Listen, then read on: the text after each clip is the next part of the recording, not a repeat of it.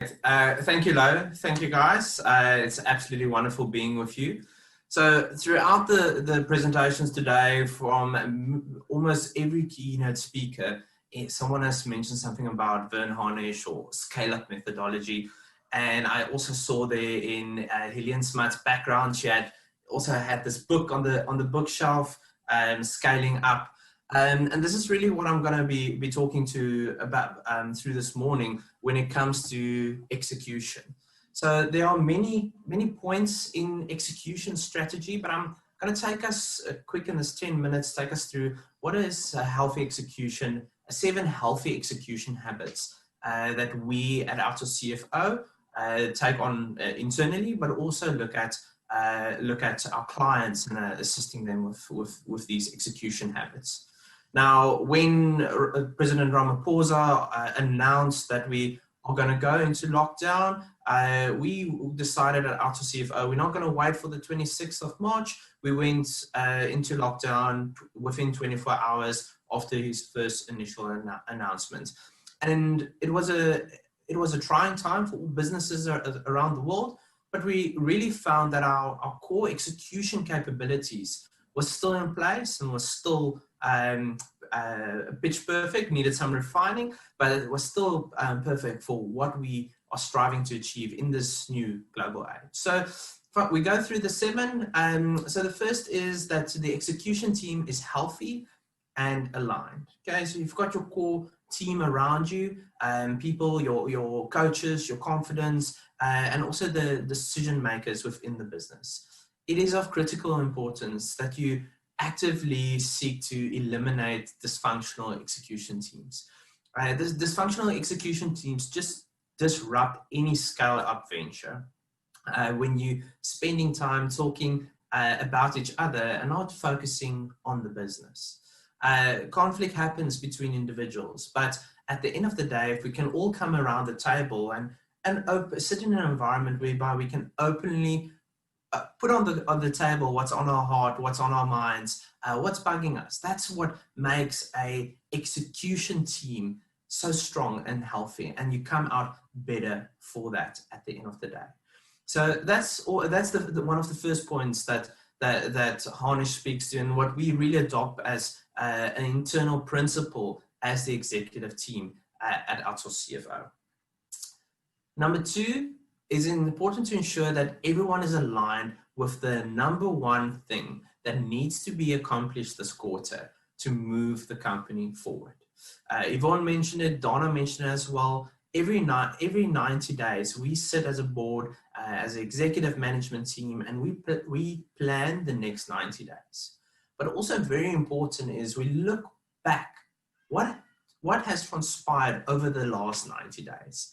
How did we react as a board? Because introspection is very important. We look at what went well, what did we finish, and where did we miss the mark? And we look at how those things that we've missed, how do we incorporate that into our next 90 days? There's so many guys that just focus on the bad or just focus on the positive. It's important to bring in that balance when it comes to managing the team and looking at and deciding together what is that one thing or that critical number that we as a company will be striving for in the next quarter. Something that many organizations just miss and don't think about is including your suppliers in this process, sharing with them what your number 1 goal is for the next quarter, and getting them to buy into your organization. Any outsource partner that forms that critical part to your organization or provides that critical service, include them in this process. Share this with them, get them on board so that they can align their delivery as well to meet your number 1 goal. Right, healthy habit number 3, communication rhythms is established and information moves through the organization accurately and quickly. This is really where your team meetings come into play, but also your technology and systems. Now, I'm a big fan of technology. I head up technology and innovation at Outsource CFO. And one thing that we ensure is that as we identify communication barriers where information is missing or duplicated, We look at why does that happen, and how can we possibly use technology to assist in smoothing out these communication challenges and rhythms. So can we use technology to automatically flow information from one system to another, reducing human error, reducing human intervention, and really making it fun for people around us. The other thing that we do is we ensure that, and Donna also spoke about this from a people perspective, that really we look after our people. We have regular team check-ins.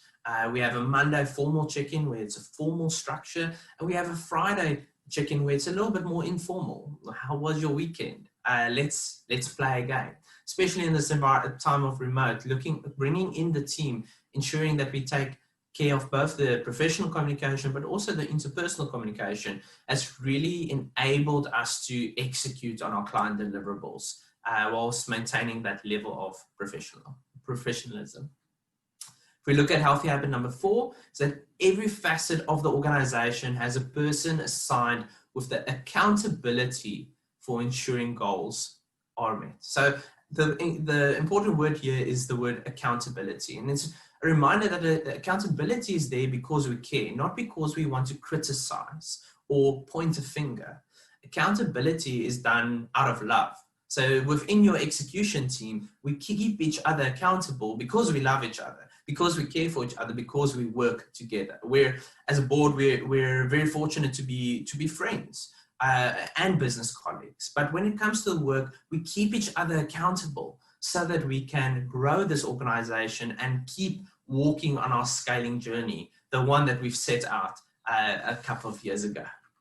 Right, so healthy habit number 5, ongoing employee input is collected to identify obstacles and opportunities. We see so many times that the board function of an organization sits on top and they manage, and they give direction, give strategy, give vision, and expect everyone else just to fall in line. I read an article many years back, and it really stuck with me from Wati Bason, whereby he will ensure that every manager will go down to till level or bookshelf, store shelf level, or packing grocery bags once a month, no matter what level you are at.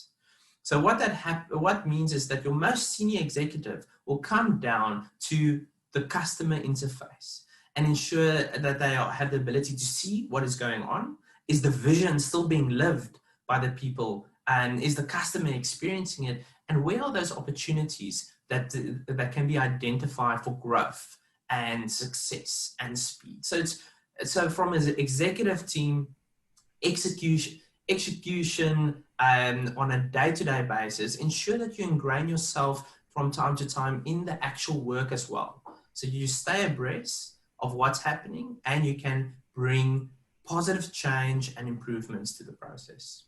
It's also important to regularly do surveys with your team. We do regular surveys up to twice a week, sometimes even weekly, to know where our team is at, how things are going, any issues that we need to know of, any improvement recommendations, always putting that positive to it, to always put the organization first and take us to the next level. Right, almost through it. Number 6, reporting and analysis of customer feedback data is as frequent and accurate as financial data. Money isn't everything, but if you don't have customers, you won't have money. Right? So that we experience, that most entrepreneurs experience in their scaling journey as they start out and as they need to obtain new customers in order to grow to grow their financial revenue. Ensure that you engage regularly, monthly, quarterly with your customers direct. Have someone pick up the phone, give your customer a call, say, hi, this is Wilhelm from Alto CFO. How are you doing? Are you happy? Anything we can improve on? Anyone that you want to refer? So picking up that call and just calling your clients out of the love for that client just does so much for your business. And then ensuring that reporting and feedback goes back into your operational systems so that you can keep track of that data and also identify trends for your organization to improve proactively. Last one that I'm going to share today is that your core values and purpose are alive in the organization. I see this mental picture of posters on the wall with all the core values, and that is fantastic. It should be there, but it's on the wall. It needs to be alive in people's hearts. People that you employ need to be able to buy into the vision. Your systems need to live the vision. Hey, that sounds weird, hey? And you can do a lot of things with artificial intelligence, but you can also set up your systems that as goals are achieved throughout the course of work, that it highlights those core values by submitting. We're in financial services, of course, but submitting your VAT has brought out a core value of excellence at Outsource CFO. Doing it on time makes you a team player. It really brings alive the organization's purpose and vision and values. So ensure that you regularly sit with your team, bringing that through, reminding people what the values are, and really ingrain that in your interview and your employment process. So there are many other execution strategies. I can really recommend scale-up methodology. It really helps us at Outsource CFO to continue our own scaling journey, as well as that of our clients. So with that, thank you very much. Lo, I'm going to hand back to you. Thank you, Wilhelm. Thank you for all those insights and for breaking down a couple of those Rockefeller habits for us. Really, really important stuff, and kind of a great baseline to challenge yourself as a management team on driving perfect execution within the company. Hey, Lo here, one of the founders of Outsource CFO. If you enjoyed this video, make it official. Click subscribe.